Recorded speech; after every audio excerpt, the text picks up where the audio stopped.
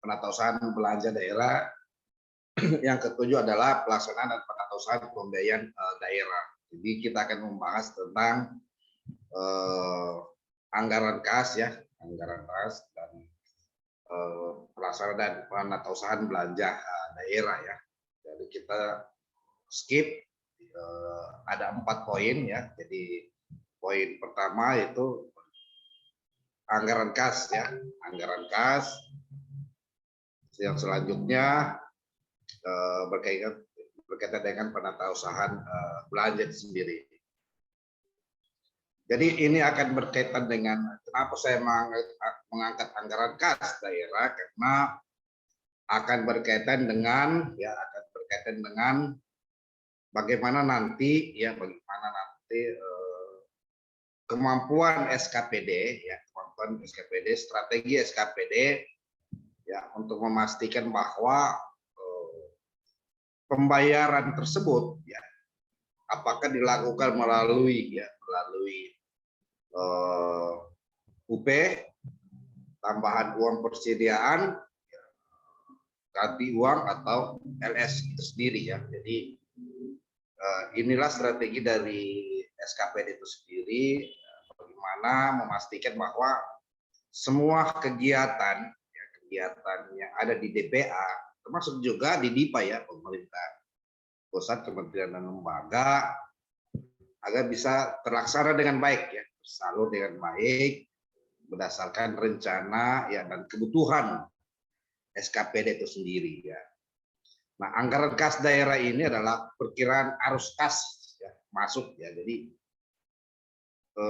PPKD dalam hal ini bendahara umum daerah, termasuk juga misalnya di kementerian atau lembaga melalui Menteri Keuangan ya, sebagai bendahara umum negara ya, sudah membuat anggaran kas ya, anggaran kas yang masuk ya, bersumber dari penerimaan ya, perkiraan arus kas yang keluar juga ya, arus kas yang keluar untuk mengatur bagaimana setiap kebutuhan kegiatan itu bisa didanai ya dalam 1 tahun periode anggaran ya, APBD atau APBN.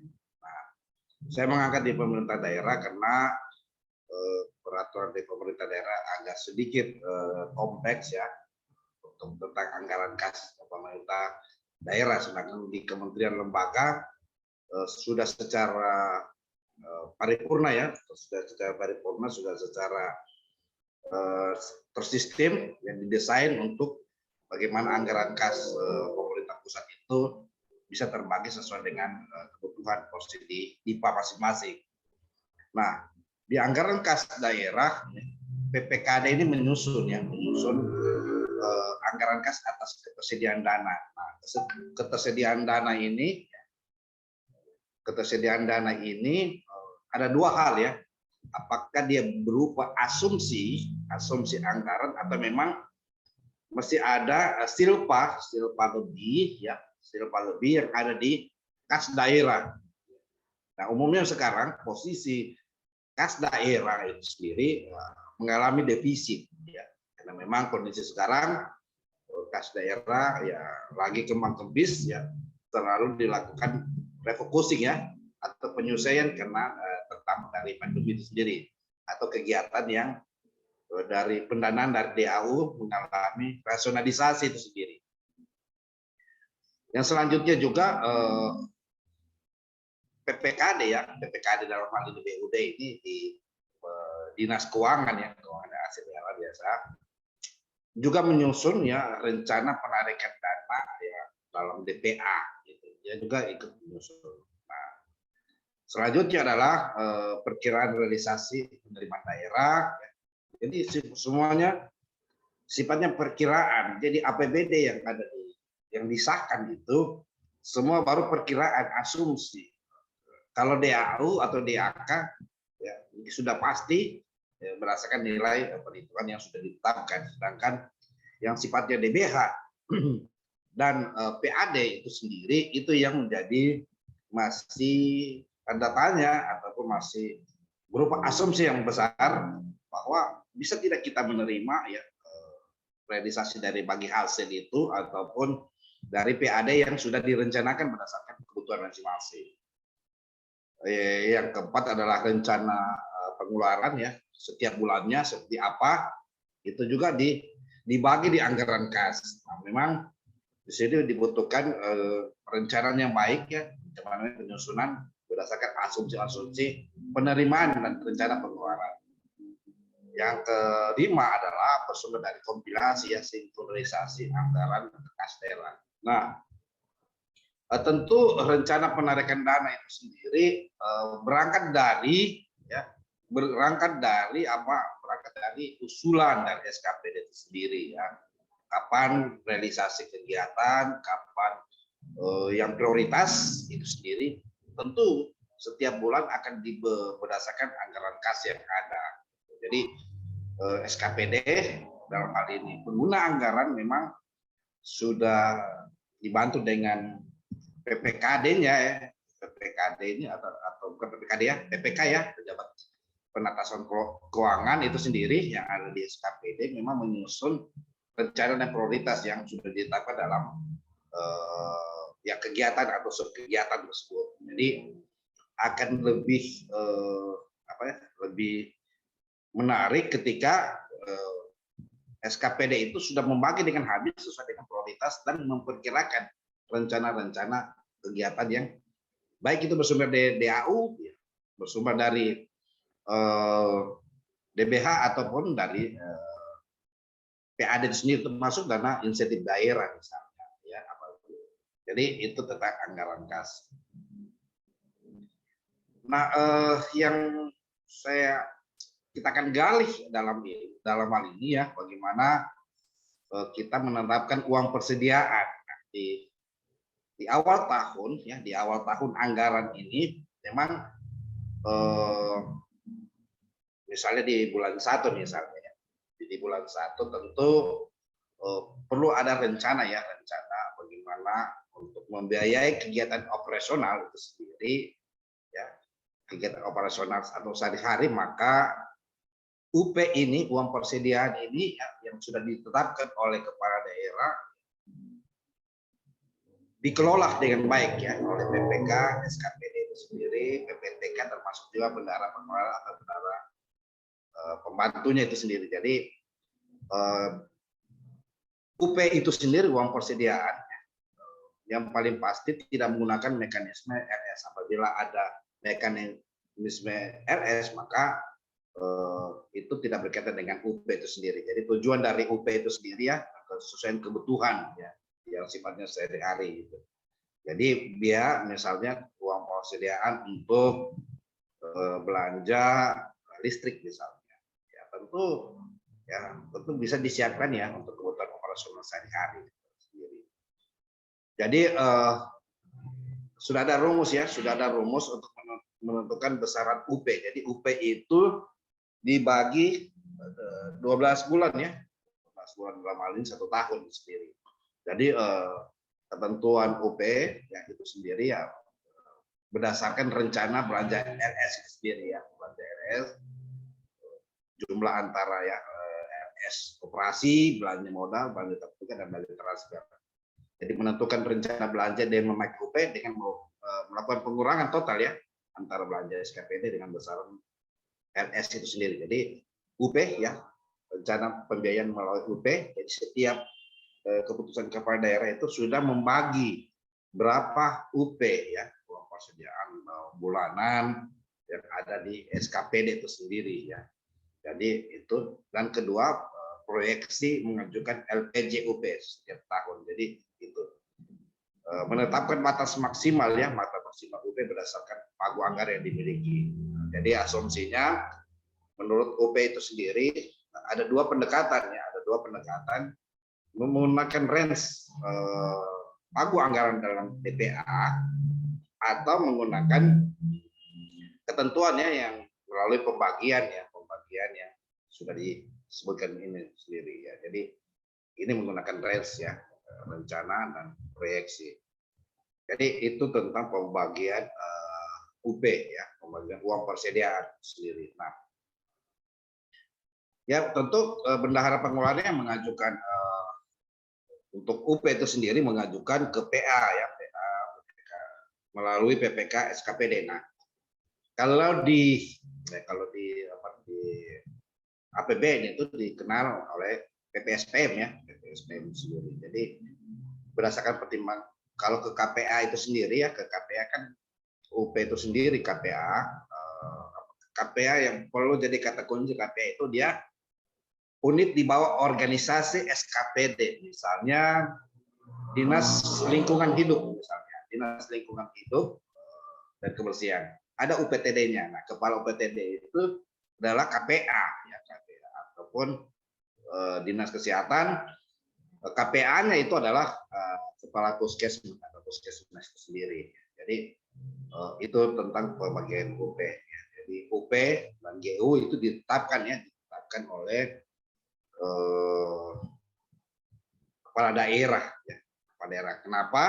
Karena akan berkaitan dengan nanti bagaimana mempertanggungjawabkan keuangan besaran UP dengan GU harus setara ya.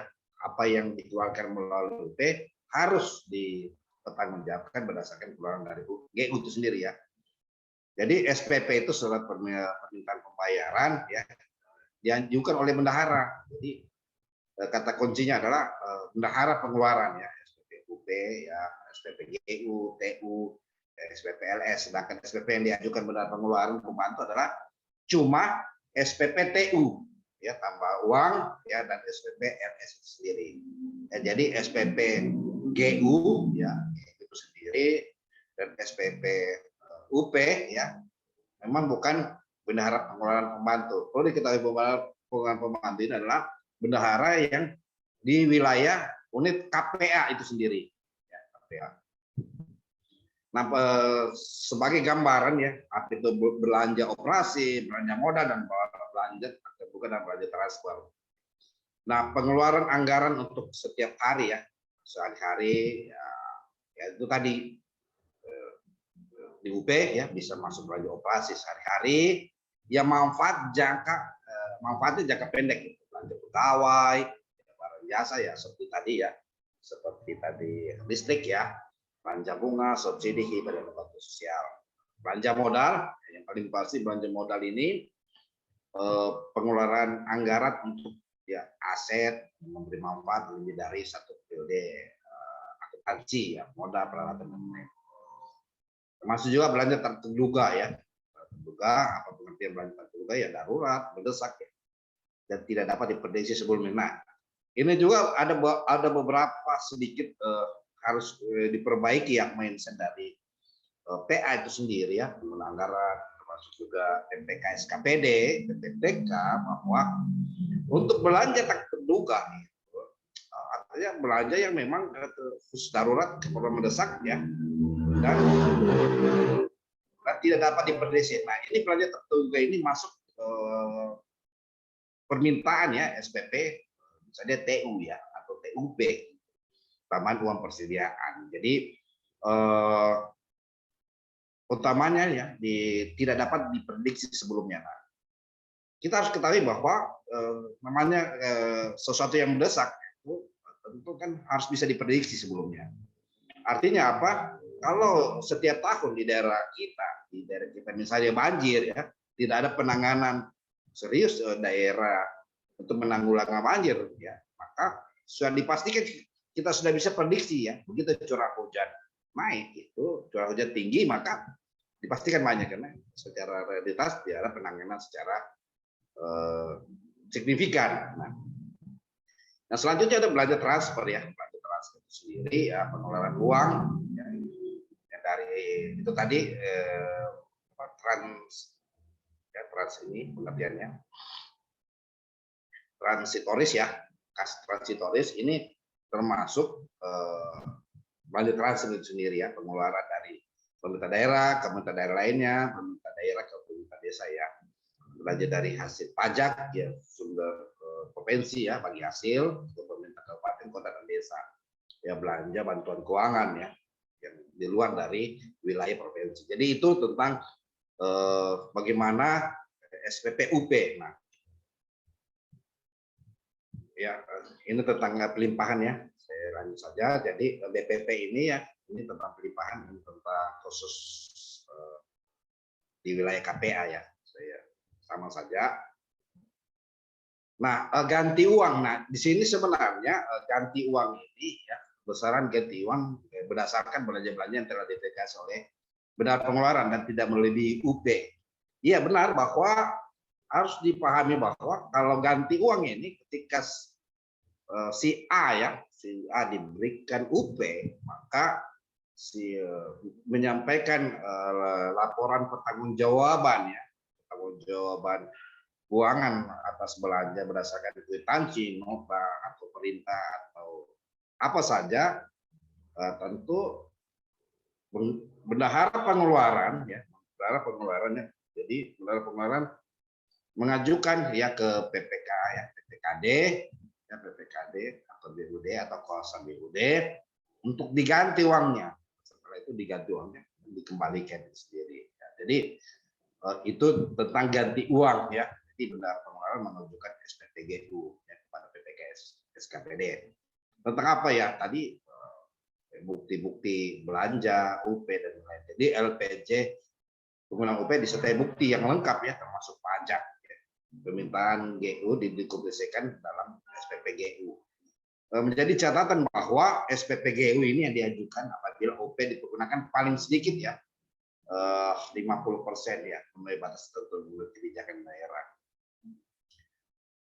Ini berkaitan dengan tambah uang ya, tambah uang pengajuan SPP juga. Ya. Ini tadi yang saya sebutkan bahwa tambah uang ini ya, benar pengeluaran mengajukan ya, membantu mengajukan tambah uang untuk pelaksanaan kegiatan mendesak. Nah, itu tadi yang sifatnya mendesak ya, bisa dari perintah terduga. Nah, belanja yang sifatnya mendesak yang tidak menggunakan permintaan ya, LS ataupun UP atau GU sendiri. Jadi kategorinya adalah pelaksanaannya ya, dikecualikan untuk pelaksanaan kalau untuk TU itu sendiri, TU ya, batas jumlah pengajuan SPP TU itu memperhatikan kebutuhan ya yang ditetapkan kepala daerah. Dalam hal sisa TU tidak habis maka dikembalikan ya dari rekening ya, rekening kas umum daerah. Jadi dilampirkan rincian penggunaan dana ya. Pada saat kita ingin mengajukan TU itu sendiri, ya, ketentuan batas penyetoran sisa TU ya. Kalau ada kegiatan lebih dari 1 bulan, kegiatan yang mengalami perubahan di luar kendali gitu. Jadi TU itu tujuannya TU.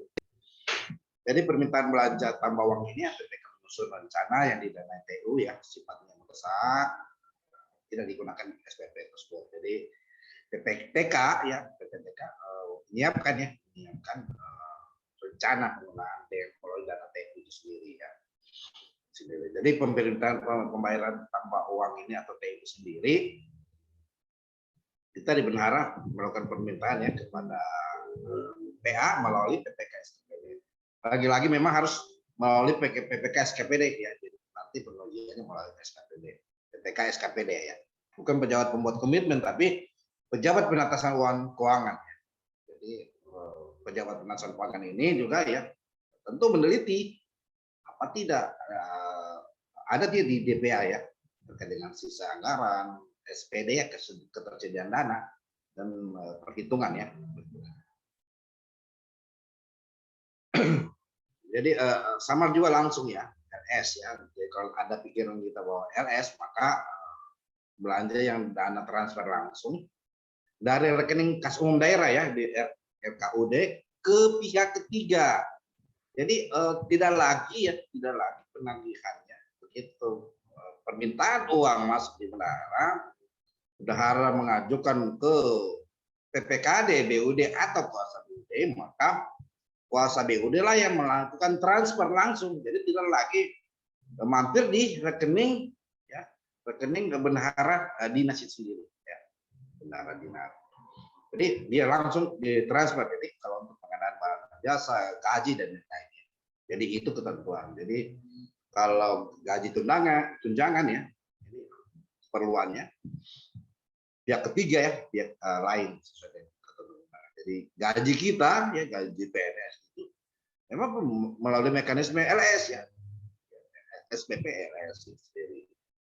Ya, jadi kalau sama juga kalau PBJ-nya, sama juga kalau bantuan pihak ketiga ya, pansus dan lain-lain. Jadi tidak parkir di rekening bendahara SKPD, ya, tidak parkir langsung sampai di pihak ketiga.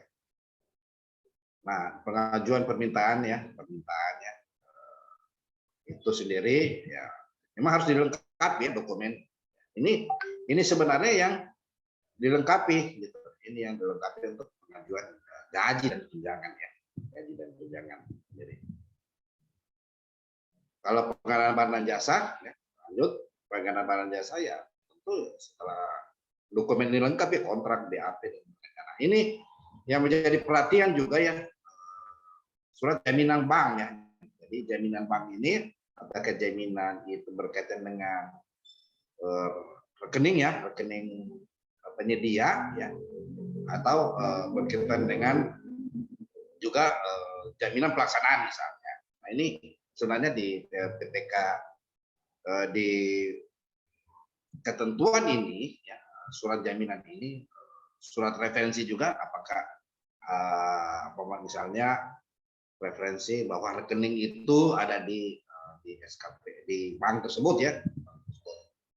Jadi itu. Jadi ini tentang penatasan keuangan. Ada juga SPP ya pihak ketiga ya, pihak ketiga lainnya ya, sama prosesnya mengajukan keputusan kepala daerah yang telah diverifikasi. Nah, alur surat permintaan ya, permintaan pembayaran sendiri ya pertama bukan permintaan ya, perintah ya. Perintah membayar itu sendiri adalah kewenangan ya. Jadi perintah membayar itu kewenangan dari pengguna anggaran. Jadi tetap semua melalui pengguna anggaran atau kuasa pengguna anggaran. Nah, cuma kalau di SPP itu sendiri yang proses adalah bendahara pengeluaran. Jadi perintah membayar itu didahului ya verifikasi oleh PPK SKPD. Itu kata kuncinya. Kalau di SPP sendiri oleh bendahara pengeluaran tetap juga diverifikasi oleh PPK SKPD. Jadi PPK SKPD itu sendiri sangat strategis ya, strategis. Nah, PPK SKPD itu umumnya di sekretariat ya, di sekretariat dinas itu sendiri. Tujuannya pengajuannya. Ya, karena memang SPM ini ya pasti dari SPP ya. SPP. Sumbernya pasti dari SPP juga ya, SPP. Dan hasil verifikasinya juga ya. Itu. Kalau lengkap pasti hasil verifikasi itu lengkap ya, maka terbitlah SPM. Ya. Kalau tidak lengkap dikembalikan ke bendahara pengeluaran. Ya verifikasi kelengkapan ya, PPK SKPD melakukan verifikasi ya, keabsahan, perintah pengguna anggaran ya kepada BUD ya. Jadi ini yang paling penting. Jadi jenis SPM itu sendiri UP, GU sama ya sama. Jadi linear ya antara SPM dengan antara SPP dengan SPM itu sendiri. Ya. Nah, di Permendagri 77 tahun 2020 ini ya, dokumen yang diatur itu masih sederhana. Beda halnya dengan Permendagri tahun 2006 ya, Permendagri 13 tahun 2006. Dokumennya ketika perpindahan dari SPP ya, SPP ke SPM itu ada registrasi. Ada registrasi yang dicatat berdasarkan arus permintaan pembayaran dan perintah membayar. Nah, bagaimana ya perintah membayar UP, perintah membayar GU dan perintah membayar TU itu sendiri ya, SPPA. Tadi sudah dijelaskan bahwa terhadap perintah ya dikeluarkan oleh bendahara pengeluaran PPK SKPD. Jadi PPK SKPD itu memverifikasi. Jadi tanggung jawabnya PPK SKPD ya. Kalau perintah membayar GU, PPK juga SKPD memverifikasi. Sama halnya juga dengan pembayaran TU itu sendiri. verifikasinya di level PPK SKPD ya. PPK SKPD. Ini saya jadi perintah membayar UP juga ya, dan LS ya, mendatangkan SPM ya. Kalau sudah perintah SPM ya UP sama juga LS. Jadi intinya adalah tetap diverifikasi oleh PPK SKPD setiap jenis-jenis pembayaran itu. Nah, pengaturan pencairan pendanaan SP2D ya, kuasa BUD ini menerbitkan SP2D ya. SP2D ya, berdasarkan SPM yang diterima dari PN. Sebenarnya kalau di dinas keuangan dan aset daerah atau di PPKD atau di sendiri tidak perlu lama-lama ya untuk memastikan bahwa pencairan itu hanya cuma di beberapa pengamatan kita bahwa ini kadang terlalu lama untuk pencairan SP2D ya, mungkin dengan kegiatan yang rentang banyak kegiatan sehingga memang agak lama. Sepanjang memenuhi syarat apa yang diajukan di SPM tadi yang disebutkan, maka pencairan dana itu jauh lebih cepat ya, dari ketentuan itu sendiri. Nah, perintah pencairan dana ya disampaikan kepada bank ya. Nah, SP2D juga ya tentu ya disampaikan ke pihak bank itu sendiri ya, ke pihak bank referensi ya, referensi yang sudah menjadi kerjasama ya, antara Pemda ya dengan bank referensi itu sendiri. Sekarang kerjasama itu ya umumnya pada BPD ya atau PT Bank Sultra misalnya, PT Bank Sulsel, Bank Sumut dan macam-macam ya.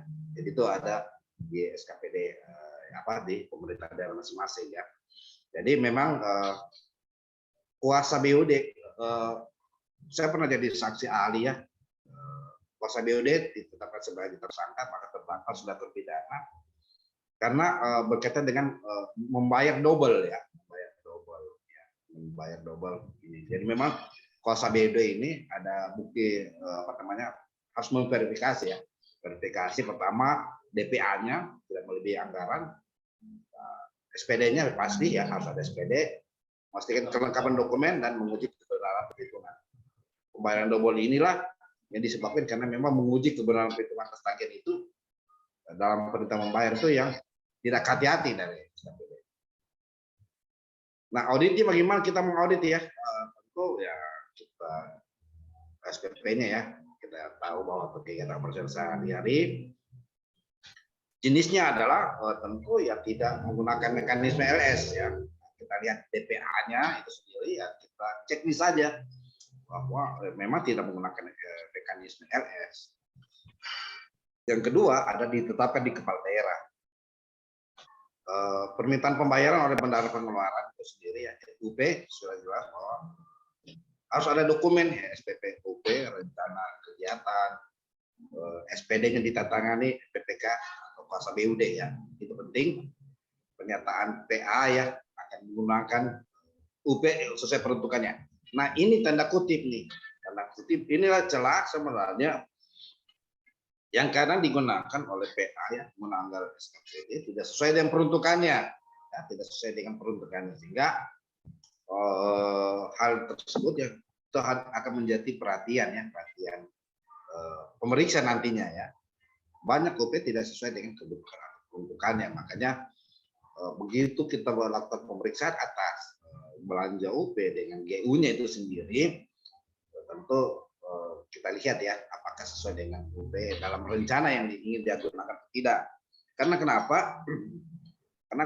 Begitu SPJGU-nya itu sendiri ya tentu apakah sesuai ya dengan rencana atau tidak. Nah sini teman-teman pemeriksa dari BPK ya umumnya memeriksa keuangan itu melakukan opname ataupun menahan dulu upaya GU itu sendiri ya, karena memang rawannya penggunaan UP itu sendiri tidak sesuai dengan peruntukannya ya. SPM UP ya diverifikasi tetap lagi PPK SKPD ya. Jadi kita harus lihat dokumen harus verifikasinya. Itu ada hasil verifikasi ya dokumen yang ada pada PPK SKPD. Tanda tangannya, paratnya, dan checklistnya sendiri. Sama juga ya di SP2D. SP2D sebenarnya jauh lebih ringan ya daripada ketika ingin menyusun SPP dan UP itu sendiri ya. Jadi kelengkapan-kelengkapan yang sudah disyaratkan itu ya ini kelengkapan SPM ya. Jadi apa yang ada di SPM harus clear sebenarnya sebelum pindah ke SP2D ya. Jadi SPP itu ya SPP, SPM itu sudah clear di level SKPD. Jadi tidak berpindah lagi di koreksi di level apa namanya, di level kuasa BUD ya, kuasa BUD sendiri ya. Jadi itu yang menjadi perhatiannya. SPP juga ya, sebenarnya SPP itu sendiri ya tujuan mengganti UP ya. Jadi ini ketentuan yang umum yang berlaku. Jadi besaran SPP ini setara ya, setara dengan besaran UP yang ditanggungjawabkan ya. Misalnya ya UP kita kasih beri bulan ini, bulan Januari ini, bulan berapa ini? September ini 10 juta ya begitu GU-nya 10 juta juga ya. SPP diajukan paling sedikit, UP digunakan 40%. Jadi harus setara. Yang paling rawan dari permasalahan ini adalah tidak sesuai dengan peruntukannya. Jadi ya, UP ya. Jadi GU juga, GU ganti uang ya. Nah, oh iya, ini harusnya SPP GU ya. Jadi SPM juga ya. Jadi SPM ini PPK ini PPK SKPD memverifikasi ya, memverifikasi SKPD ya, SKPD, memverifikasi SKPD, memverifikasi LPJ ya, dan bukti UP ya, yang transaksi yang diterima dari benar pengeluaran. Dia meneliti ya, setelah meneliti LPJ-nya ya, tentu dia akan sinkronisasi dengan ya DPA-nya, SPD-nya, kelengkapan keabsahan bukti, kesesuaian perhitungan pengajuan GU. Nah, ini yang paling penting ya, menjadi dasar kita. Saya lihat dulu. Yang menjadi dasar kita bahwa bukti-bukti transaksi ini ya, kita pihak PPK SKPD ini cuma melihat bukti materialnya saja, bukan bukti verifikasi ya, verifikasi di mana dia beli ya, verifikasi konfirmasi ya, bukan mengkonfirmasi di mana tempat dia beli, dia belanja dan lain-lain. Nah, sama juga ya. Ini dokumen, jadi kita bisa ada draft apa. Nah, sesuatu ini kan kayak draft SPMGU, ditatai penggunaan anggaran ini sebenarnya kita jauh lebih baik melihat SOP yang sudah diterapkan. Jadi setiap SPM yang berpindah memang harus ada buku registernya, ya, buku register, sehingga begitu dari SPP menjadi SPM itu sendiri, ya, berarti harus buku registernya. Ada koreksi, kembalikan ke pengeluaran. Ya, jadi itu fungsi PPK SKPD. Sama juga dengan GU, SP2D GU ya, kuasa BUD apabila dirangkap ada buku registernya, kembalikan kepada SKPD ya, bahwa ada kekeliruan di SP misalnya. Jadi memang kita verifikasinya cuma material. Material artinya tidak memeriksa secara keeksistensinya dokumen tersebut. Misalnya ya, saya belanja makan minum, tidak perlu lagi PPK SKPD ya, tidak perlu lagi untuk mengkonfirmasi ya benar tidak makan ini, supaya dia sudah ajukan dokumen tersebut, maka sudah benar kebenaran materialnya. Sama TU juga demikian ya. Jadi harus ada dokumen ini. Jadi kita bisa mana rencana kebutuhan. Ya. Jadi tindakannya ini ya pasti dari PPTK. Rencana kegiatan, mana rencana kebutuhannya. Ya, kalau kita menggunakan tambah uangnya gitu. Yang mendesak yang tidak dibiayai itu harus ada gitu dokumen tersebut ya. Jadi kita memeriksa mengaudit TU itu sendiri ya, itu rencana kebutuhan yang paling penting ya. Yang kedua juga sudah diverifikasi kalau di SPM-nya sudah diverifikasi oleh PPK SKPD ya. Itu saja sebenarnya tidak rumit ya, cuma dokumennya terlalu banyak sehingga hal ini menjadi rumit. Padahal sebenarnya jauh lebih sederhana karena standarnya sangat umum sekali. Sama ya, LS juga, LS ya, LS tunjangan, gaji, barang dan jasa. PPTK menyiapkan rekapitulasi ya, PPTK bendahara pengeluaran ya, verifikasi. Sama juga di SPP. Ini kalau SPP ya tentu SPP barang dan jasa ya, dokumen kontrak dan lain-lain. Kalau ada juga untuk barang dan jasa, ada pihak ketiga lainnya. Nah, pihak ketiga lainnya penunjukan SPP ini umum ya, keabsahan. Jadi harus ada bukti materialnya, dokumen DPA-nya sudah selesai tidak? Oh, ini satu. Tidak. Ini termasuk juga audit kita terhadap SPP, LS, SPM atau SP2D ya. Juga pengajuan SPP. Jadi ini umum ya, ini umum berlaku. Jadi kita cuma mau membandingkan apakah sudah dilaksanakan semua prosedur yang ada di dokumen tersebut. Termasuk juga kalau kita ingin meneliti kebenaran material ya, kebenaran material atas SPP-nya, atas SPM-nya dan belanja yang sudah dipertanggungjawabkan ya. Belanja yang sudah dipertanggungjawabkan. Jadi ini metode tindakan kita ya. Termasuk audit ya, kelengkapan SPM apakah ya, sudah lengkap ya sesuai dengan petunjuk, ataupun mungkin BUD tidak lengkap tetap dia melakukan pencairan. Itu harus dipastikan ya, dipastikan sesuai dengan standar apa yang di SPP. Jadi SPP itu uraian kegiatan, uraian jenis belanja, uraian jenis pertanggungjawaban yang harus diverifikasi ya, diusulkan oleh PPTK, dibuat oleh bendahara pengeluaran ya, termasuk juga diverifikasi oleh PPK SKPD, itu harus lengkap.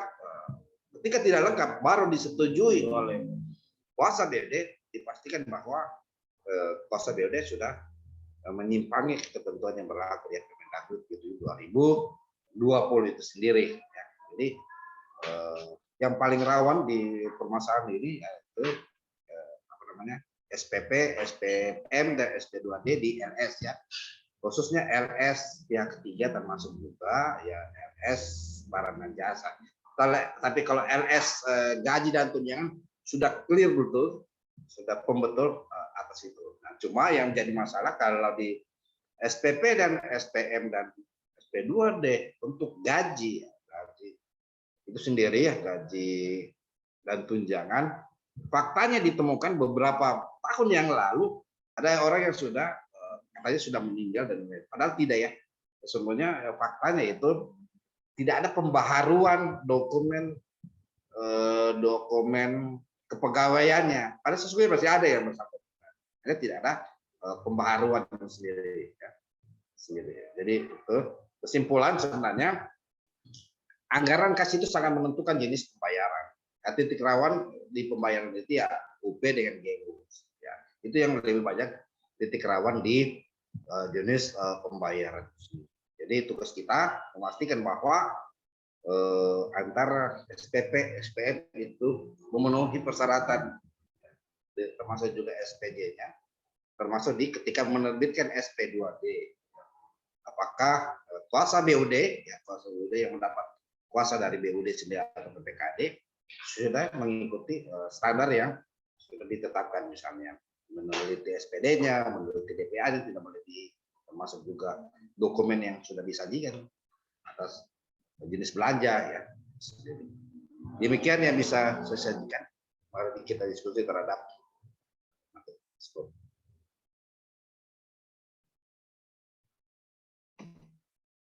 silakan. Ya, baik Pak. Terima kasih Pak untuk materi malam ini. Ya, baik Jadi untuk materi yang dibawakan oleh Bapak Dr. Kurniawan tadi, yaitu mengenai dengan audit penatausahaan keuangan UP, TUP, GU, dan LS. Baik Bapak Ibu sekalian, sesi selanjutnya kita buka sesi tanya jawab ya, ataupun sesi diskusi. Jadi untuk Bapak Ibu yang ingin mengajukan pertanyaan bisa untuk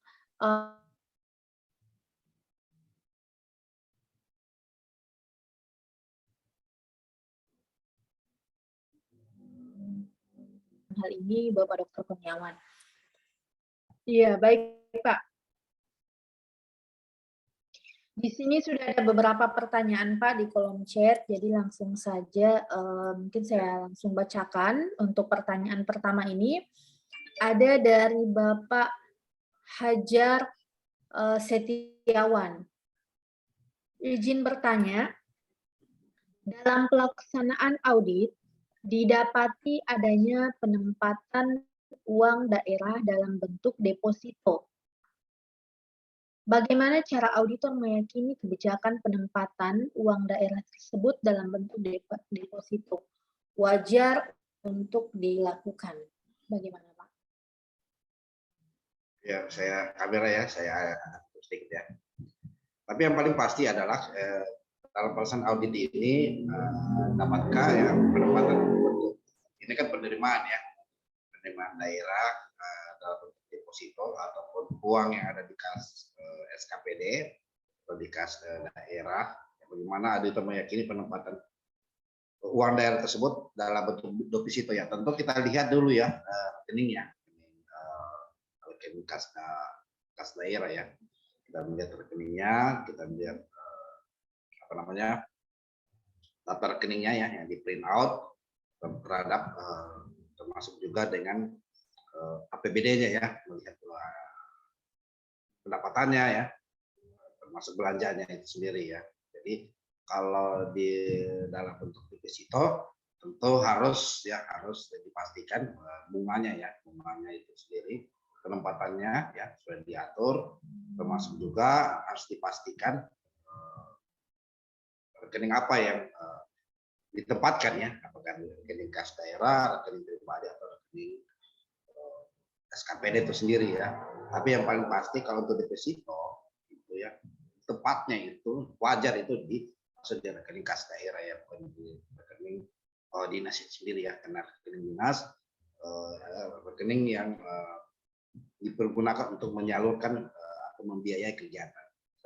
Rekening kas daerah ya selain menampung menampung pendapatannya, masih juga melakukan pembayaran itu sendiri. Jadi penempatan uang daerah itu ya kita lihat ya di rekening kas umum daerah itu sendiri ya, di rekening kas umum daerah. Demikian. Iya baik Pak, terima kasih Pak. Jadi itu Bapak Hajar Setiawan, semoga membantu ya Pak untuk jawaban dari Pak Dokter. Ya ini dari Pak Agus Salim. Iya Pak, nanti ini materinya akan di-share bahan ajar yang di narasumber, begitupun juga dengan record video, record materi maksudnya. Ya, selanjutnya Pak, ini pertanyaan kedua dari Pak Hajar. Bagaimana jika di akhir tahun dengan berbagai alasan atas PBJ yang telah selesai 100% belum diterbitkan SPP dan SPM, Pak? Nah, ini juga jadi kendala ya, justru sebenarnya yang saya lebih banyak problemnya itu SPP, SPM ya, SPP, SPM sudah diserahkan ke PPKD atau BUD itu sendiri ya. Nah, dan kita mengendap di padahal itu sendiri Pak, padahal memang ada surat edaran dari PPKD atau BUD sendiri untuk terakhir penyampaian SPM itu SKPD adalah misalnya tanggal 20 atau tanggal 23 misalnya.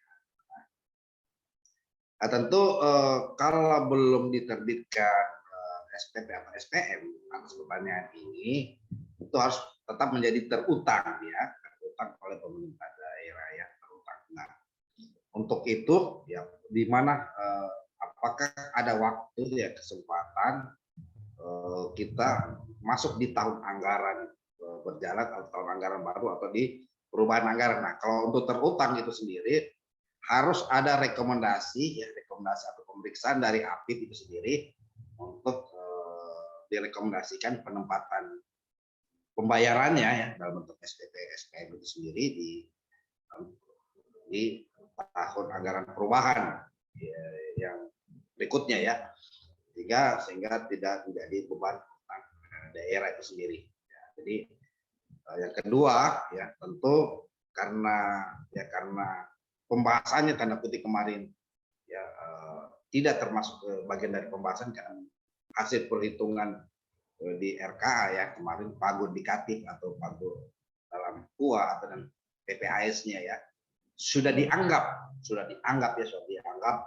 uang tersebut bisa dicairkan atau tidak bisa dicairkan kalau tidak ada SPP dan SPM-nya maka harus masuk di perubahan nantinya di perubahan anggaran dengan harus ada rekomendasi APIP itu sendiri harus ada rekomendasi APIP ya terhadap pemeriksaan atas utang sendiri. Apakah kelalaian itu disebabkan dari SKPD-nya tidak membuat SPP dan SPM atau dari BUD? Tapi umumnya BUD yang sedikit mengendalikannya sehingga tidak terjadi pembayaran. Tapi SKPD kadang penuh aktif untuk meminta pembayaran tersebut ya dalam bentuk SPM. Ya. Sehingga untuk itu entah alasan apa ya SKP atau BUD tidak meregistrasi SPP yang diajukan oleh SKPD bahkan mengendap saja di berkas itu tidak menyampaikan ya harus disampaikan paling lama 1 hari. Aturan Permendagri ya apabila tidak lengkap ya harus disampaikan kepada SKPD tersebut ya bahwa dokumen yang disajikan di SPP ya tersebut tidak lengkap perlu diperbaiki dan dilengkapi atau ada kesalahan di rekening termasuk juga di jenis kegiatan. Nah, itu yang paling penting ya harus disampaikan. Nah, kadang juga itu juga kelemahan dari perencanaan kita ya. Kode rekening satu, kode rekening misalnya kode rekening belanja barang dan jasa misalnya. Di situ dipecah ya. Dipecah ada belanja barang, ada belanja jasa misalnya pemasangan lampu misalnya, pemasangan lampu untuk kantor misalnya.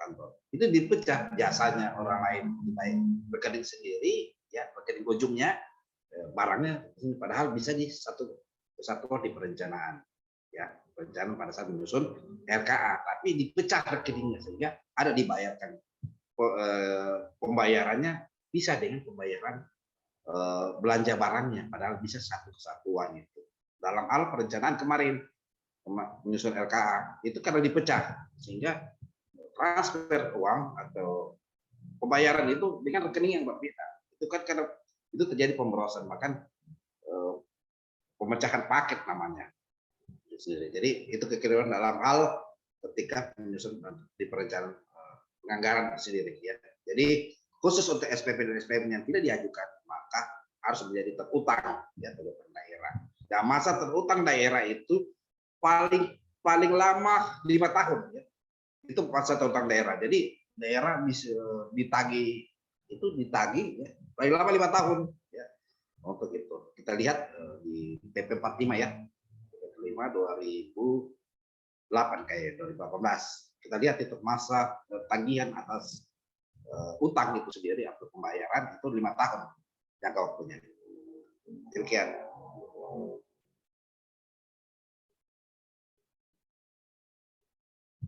Iya, iya baik Pak.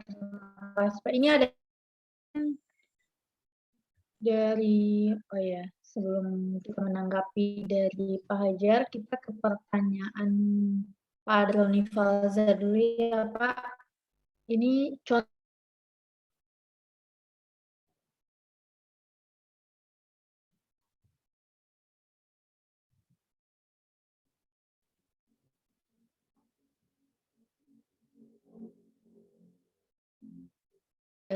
dokumen saja Pak.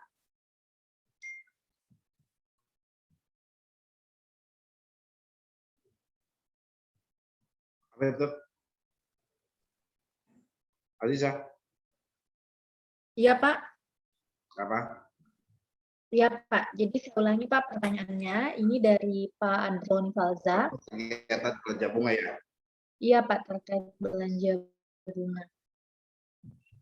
Oke, jadi contoh kegiatan belanja bunga ya. Belanja bunga itu yang kita harus catat ya. Kita harus catat bahwa belanja bunga itu adalah pembayaran kewajiban yang atas penggunaan utang pokok ya, baik utang dalam negeri, luar negeri ya. Biasanya belanja bunga itu contohnya demikian ya. Jadi kenapa harus kategori belanja bunga itu dia utang pokok. Nah, itu utang pokok banyak dari pinjaman ya. Misalnya pinjaman daerah ya kepada lembaga yang disebut PEN ya, ataupun kepada perbankan atau sindikasi kredit ya.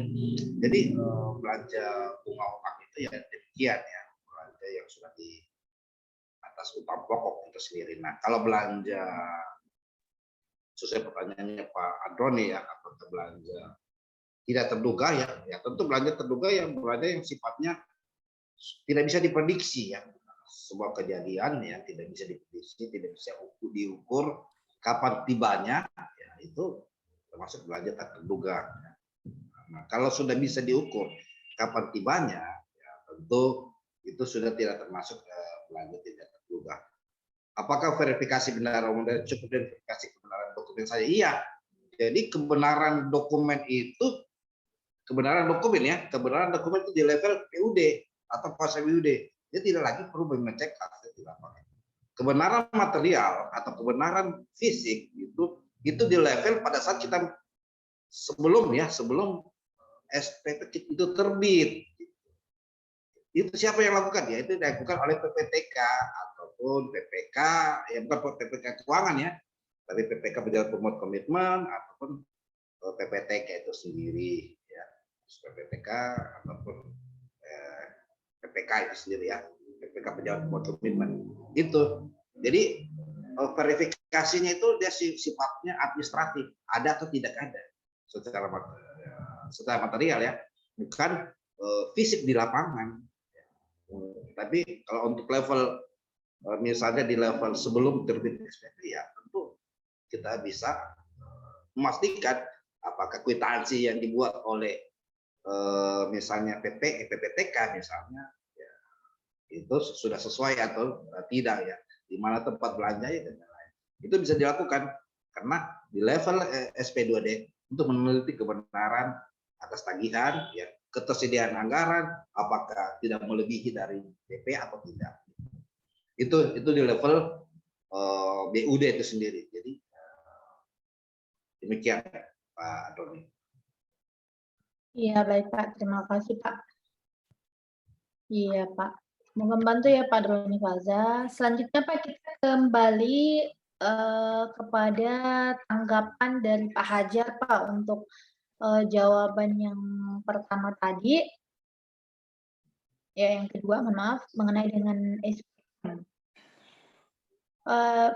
Pernah ditemukan kondisi kuasa BUD menolak SPM LS yang diajukan oleh PA dengan alasan bahwa kode rekening belanja tersebut keliru, yang seharusnya anggaran belanja barang jasa, namun anggarannya belanja modal, di mana pekerjaan tersebut telah dilaksanakan. Akibatnya, pekerjaan tersebut tidak dibayarkan. Apakah keputusan kuasa BUD tersebut dengan menolak SPM dimaksud tepat? Ya, jadi ini yang kejadian yang sering yang sudah menahun dan hampir terjadi di seluruh daerah ya. Sehingga inilah hulunya ini berangkat dari kita menyusun kemarin di perencanaan ya, menyusun RKA sudah divalidasi juga oleh tetap di TAPD ya, TAPD kan pasti orang keuangan ya. Nah, kalau kondisi demikian kita hadapi ya, apakah kode rekeningnya itu ya harusnya menurut kuasa BUD ya, yaitu belanja barang dan jasa, namun apa ya, kode rekening keliru, seharusnya belanja barang dan jasa, namun anggaran belanja modal harus dilakukan ya revisi ya, revisi. Nah, revisi itu lagi bukan lagi persetujuan, apalagi persetujuan DPR ya. Menurut Permendagri itu kalau ada perubahan itu bisa dilakukan revisi. Revisi itu revisi di DPA itu sendiri ya, revisi. Cuma setingkat PA saja dan khusus di DAPD ya, atau di PPKD itu sendiri ya. Itu. Jadi bukan lagi bagaimana kalau posisinya sedang berjalan ya, belum ada apa namanya, perubahan anggaran. Nah, kalau kita hadapi posisi itu ya, artinya kalau kita posisi dahara ya, posisi SKPD dulu, dan kita masuk di posisi aktif. Nah, jika kondisinya demikian, kalau di posisi SKPD itu sendiri, ya, bukan di posisi aktif, maka tetap saja minta persetujuan, dan umumnya biasanya dan memang seharusnya diubah saja yang tadinya belanja modal yang menjadi belanja barang, atau belanja barang menjadi belanja modal. Nanti di perubahan anggaran baru disahkan itu. Nah, untuk itu ketika di perubahan anggaran SKPD jangan lupa bahwa ada pergeseran mata kode rekening. SKPD nanti di perubahan anggaran ya, nanti yang disahkan DPR ada perubahan kode rekening, mata rekening. Nah, itu jangan lupa pada saat di perubahan akan datang nanti. Kalau tidak, setelah sudah melewati perubahan, yaitu cukup pergeseran di level TAPD saja ya, TAPD disahkan oleh TAPD. Karena pertanyaan kemudian akibatnya pekerja itu tidak dibayar. Apakah keputusan BUD itu sudah tepat ya? Memang sebenarnya antara belanja barang dan jasa dan belanja modal tipis perbedaannya ya. Hanya belanja barang modal itu sendiri yang kita ketahui dari definisi yang ada, itu nilai pemanfaatannya, nilai akuntansinya, nilai manfaatnya itu lebih dari 1 tahun akuntansi. Karena kalau bicara tepat ya tentu tepat ya, karena berbeda rekening dan uraian belanja. Beda halnya kalau rekening sama tapi uraiannya ya juga ya, di uraiannya di rekeningnya itu misal di ujungnya itu ya 01, 02, 03 itu tetap juga berdasarkan ya, karena menginput pembayaran itu sendiri yang berdasarkan kode sub kegiatan itu sendiri. Ya, selain kegiatan ya, rekening besarnya misalnya 05112 001 02 03 itu sub kegiatan rinciannya. Jadi tentu langkah yang disampaikan BUD itu benar ya, benar sendiri. Karena dia berbeda kode rekening besar, kode rekening belanja modal dengan belanja barang jasa kan tentu berbeda ya, berbeda. Nah, tentu ini harus berangkat dari perencanaan kemarin ya, yang benar ya. Ya, kita tidak direpotkan dengan urusan perbedaan kode rekening ya. Ya, itu tindakan kuasa BUD itu sudah benar. Namun apakah bisa direvisi? Ya, bisa saja direvisi. Ya, yang tidak bisa direvisi itu adalah kitab suci ya. Dan kalau yang hal-hal yang seperti ini bisa direvisi. Direvisi sedang berjalan ya, tapi diajukan nanti di perubahan ataupun direvisi pada saat misalnya setelah perubahan bisa dilakukan revisi. Itu juga di level TAPD saja. Pergeserannya sub kegiatan itu bisa dilakukan. Demikian. Ya, baik, Pak. Terima kasih, Pak. Ya, jadi itu tadi Bapak Ibu sekalian beberapa pertanyaan yang ada di kolom chat yang sudah dijawab oleh Pak Dr. Kurniawan. Semoga membantu dan sesuai dengan apa yang diharapkan oleh Bapak Ibu sekalian. Selanjutnya silakan masih ada beberapa menit lagi untuk sesi diskusi ataupun sesi tanya jawab mengenai dengan materi malam ini. Untuk tanya jawabnya sendiri silakan Bapak Ibu untuk mengirimkan pertanyaannya di kolom chat ataupun juga bisa raise hand untuk. Ya Pak, pertanyaan selanjutnya Pak, ini ada Pak dari Pak Droni Falza. Persyaratan apa saja yang harus dipenuhi untuk belanja hibah? Apakah Pemda boleh menghibahkan belanja barang atau belanja modal ke instansi vertikal? Ya. Baik, jadi itu tadi ya. Jadi kalau persyaratan apa saja yang harus dipenuhi ya atas belanja hibah ya. Nah, bisa dibedakan kalau hibah dengan belanja bantuan sosial ya. Kalau hibah itu ada syaratnya ya, ada syaratnya kalau untuk kepada masyarakat, kepada yayasan. Kebetulan saya baru review ini permintaan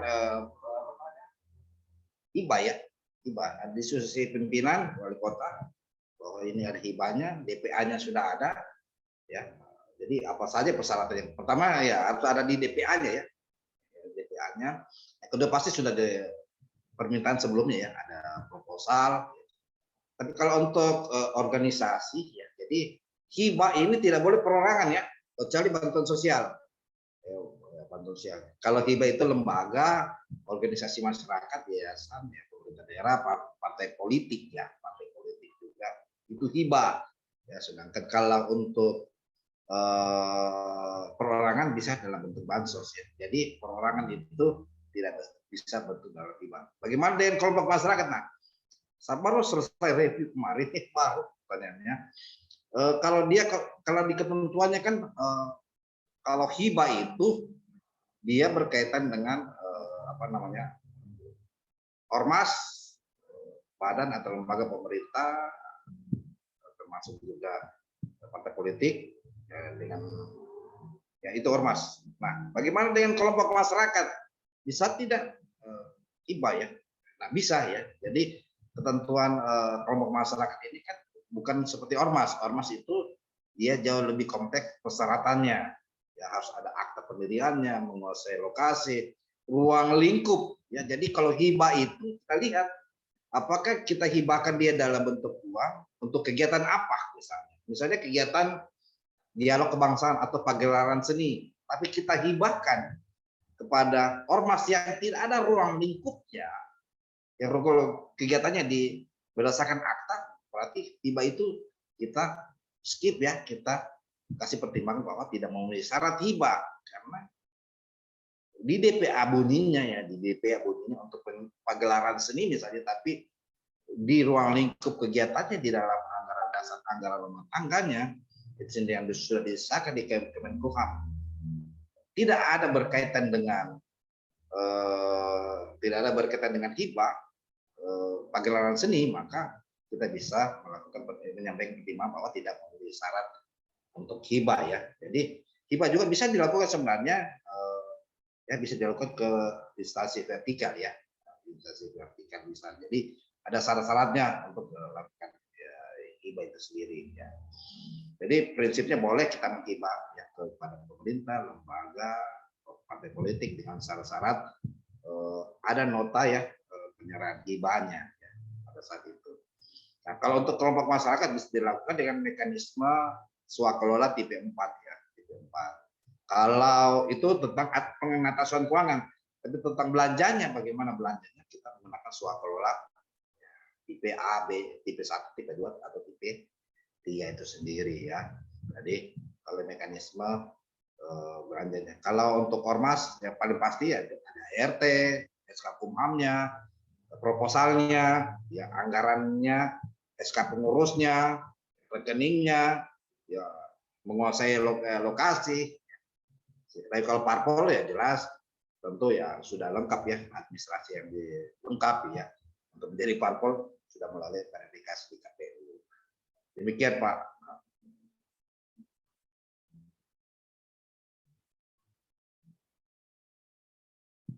Iya Pak, terima kasih Pak. Demikian Pak Droni Falza. Baik Bapak Ibu sekalian, mungkin itu tadi sesi tanya jawab atau sesi diskusi yang dibawakan oleh narasumber kita mengenai materi malam ini. Untuk mengenai materi malam ini yaitu audit penata usahaan keuangan UP, TUP, GU dan LS. Baik Pak, mungkin terakhir Pak ada yang bisa sampaikan? Oh ya, baik, terima kasih Nur Aziza ya, sekaligus menutup kegiatan ini. Pertama, penata usaha keuangan ya harus berangkat dari kita memastikan pembagian anggaran kas. Nah, pembagian anggaran kas sangat relevan dengan jenis pembayaran kita. Apakah kita pakai UP, TU, ya, TU termasuk LS ya. GU kenapa? GU itu berangkat dari UP ya. Jadi sendiri. Jadi ketika kita melalui mekanisme LS atau mekanisme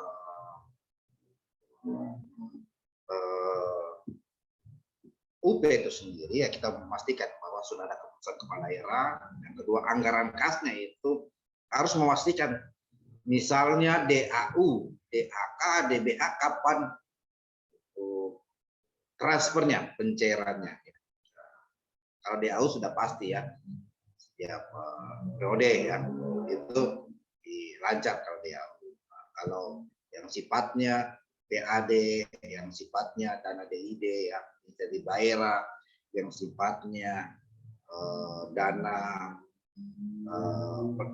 PAD ya ataupun DBH, maka penempatan cara pembayaran kita itu kita lihat apakah LS ya berdasarkan pembagian anggaran kas untuk 4 triwulan ya, 4 triwulan apakah kapan ditempatkan alokasinya ya, alokasinya. Jadi kalau yang pasti LS itu sendiri pasti LS gaji ya, pasti di awal tahun ya, karena untuk membayar gaji, transfer gaji, termasuk juga kalau UP juga harus di awal tahun untuk membiayai operasional ya, operasional kegiatan ya, itu sendiri. Ya, itu akan dibagi ya.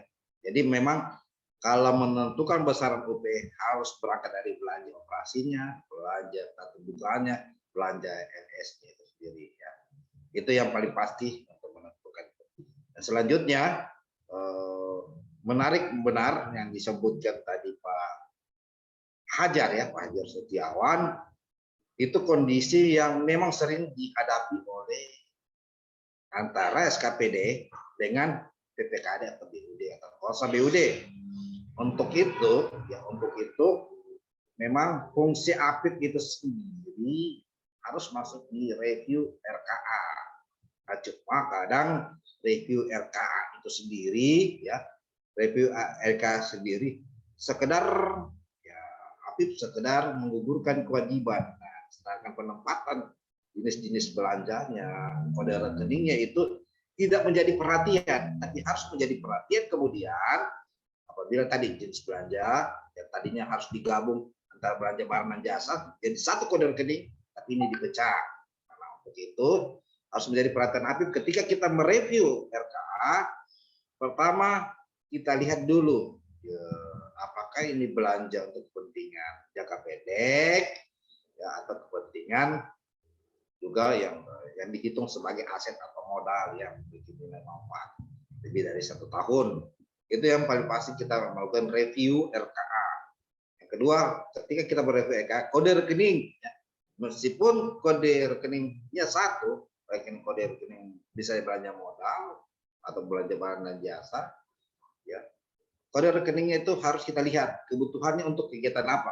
Misalnya pemasangan, ya, pemasangan lampu ya atau pengecetan atau pemeliharaan ya di belanja barang dan jasa tentu harus disatukan saja ya, jangan diurai lagi dipecah antara gaji apa namanya gaji tukang ya dengan pembelian cat itu sendiri. Itu cukup satu kode rekening atau sub kode rekening, tidak dipecah lagi gitu. Itu yang menjadi perhatian karena ketika APIP mereview RKA.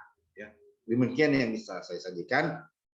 semoga bisa membantu ke rekan-rekan teman-teman ya, bisa menyelesaikan persoalan hal-hal demikian yang menjadi sumbatan di pemeriksaan itu sendiri ya, audit itu sendiri. Saya serahkan kepada Nur Aziza. Silakan menutup Nur Aziza.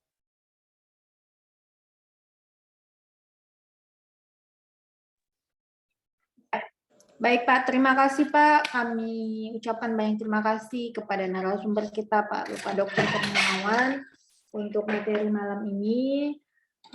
Semoga apa yang disampaikan bermanfaat untuk Bapak Ibu sekalian. Itu tadi materi yang sudah dibawakan. Yang pertama ada mengenai dari dasar hukumnya, ada anggaran kas, ada SPP, SPM, dan SP2D.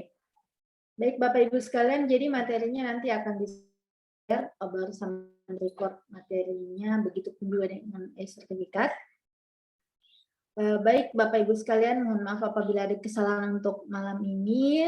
Saya ucapkan banyak terima kasih. Sampai berjumpa insya Allah besok siang untuk materi ya nanti besok siang akan kami pagi besok akan kami share di grup untuk link Zoom-nya. Baik, itu mungkin dari kami akhiri dengan ucapan wassalamualaikum warahmatullahi wabarakatuh. Waalaikumsalam warahmatullahi wabarakatuh.